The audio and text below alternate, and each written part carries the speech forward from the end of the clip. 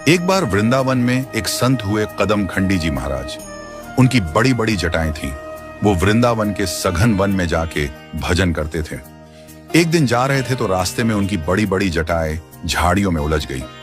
उन्होंने खूब प्रयत्न किया किंतु सफल नहीं हो पाए और थक के वहीं बैठ गए और बैठे बैठे गुनगुनाने लगे, हे मुरलीधर छलिया मोहन, हम भी तुमको दिल दे बैठे, गम पहले से ही कम तो ना थे, एक और मुसीबत ले बैठे। बहुत से ब्रजवासी जन आए और बोले, बाबा हम सुलझा देवे तेरी जटाएं।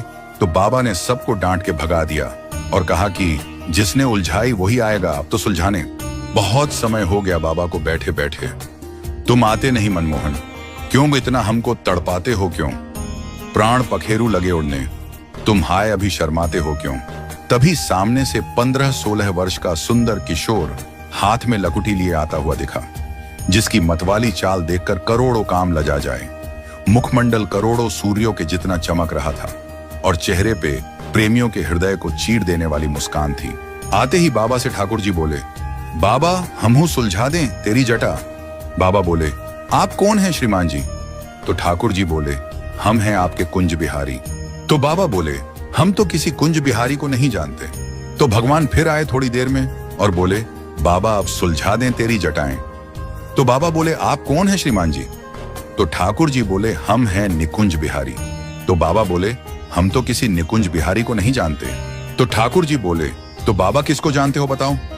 तो बाबा बोले, हम तो निभृत निकुंज बिहारी को जानते हैं। तो भगवान ने तुरंत निभृत निकुंज बिहारी का स्वरूप बना लिया। ले बाबा अब सुलझा दूं।